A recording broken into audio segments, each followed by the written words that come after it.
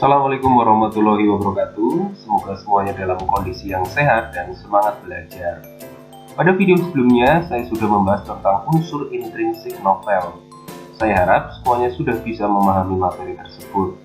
Kali ini saya akan membahas materi tentang unsur kebahasaan novel. Materi kali ini terkait dengan kompetensi dasar, menganalisis isi dan kebahasaan novel, dengan indikator pencapaian kompetensi menganalisis unsur kebahasaan novel. Setelah mempelajari materi kali ini, siswa diharapkan dapat menganalisis unsur kebahasaan novel. Jika siswa dapat memahami unsur kebahasaan novel, maka diharapkan mereka tidak mengalami kesulitan dalam membuat cerita dengan unsur kebahasaan yang tepat. Selain memiliki unsur intrinsik dan ekstrinsik, novel juga memiliki unsur kebahasaan. Unsur kebahasaan novel adalah sebagai berikut. Yang pertama, kalimat bermakna lampau, kata kerja material, kata kerja mental, kata kerja yang menunjukkan kalimat tidak langsung, dialog, kata sifat untuk menggambarkan tokoh, suasana atau tempat. Terakhir, konjungsi kronologis atau temporal. Pertama, saya akan membahas kalimat bermakna lampau. Kalimat bermakna lampau merupakan kalimat yang menyatakan peristiwa atau sesuatu yang terjadi di masa lalu. Untuk menunjukkan kelampauannya, kalimat ini biasanya menggunakan kata atau frasa yang merujuk pada masa lalu, seperti saat itu, kemarin, malam itu, minggu lalu, dulu, dan lain-lain. Cermati kutipan novel berikut. Frasa waktu itu dalam kalimat pertama dan kalimat kedua merujuk pada peristiwa yang telah terjadi di masa lalu. Berikutnya, kata kerja material. Kata kerja atau verba merupakan kata yang bermakna perbuatan atau tindakan, proses atau keadaan. Kata kerja material adalah kata kerja yang menggambarkan suatu tindakan atau perbuatan. Kata kerja ini berhubungan dengan aktivitas fisik. Maksudnya, kata kerja ini menggambarkan tindakan atau perbuatan yang kasat mata atau dapat tertangkap oleh indera penglihatan atau pendengaran.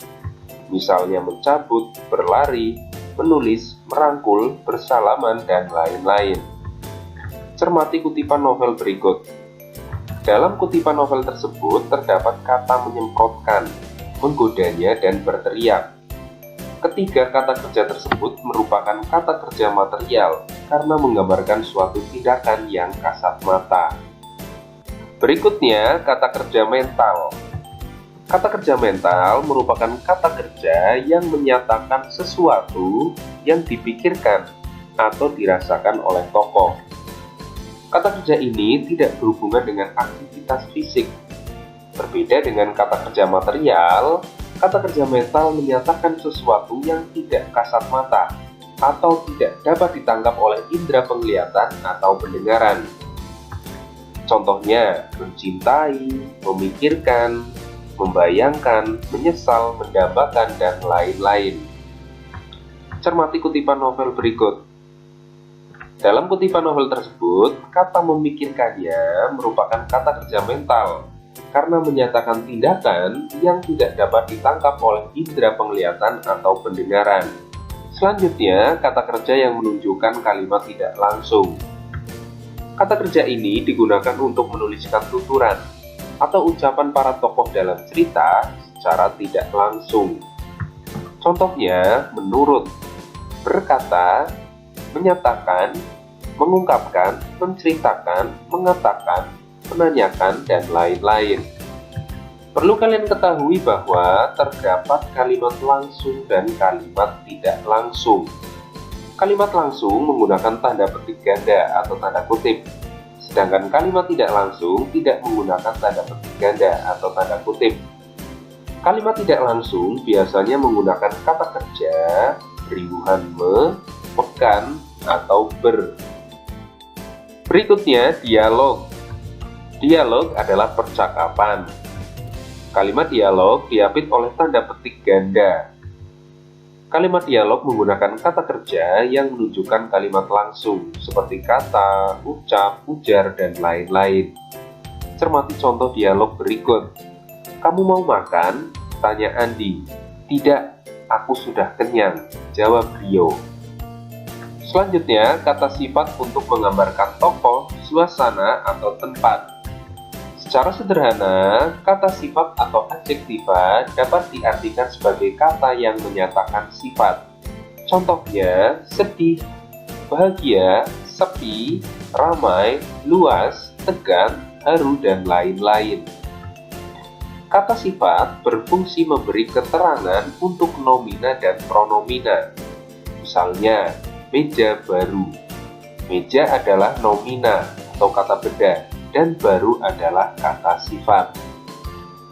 Kata sifat dapat diawali kata lebih dan sangat.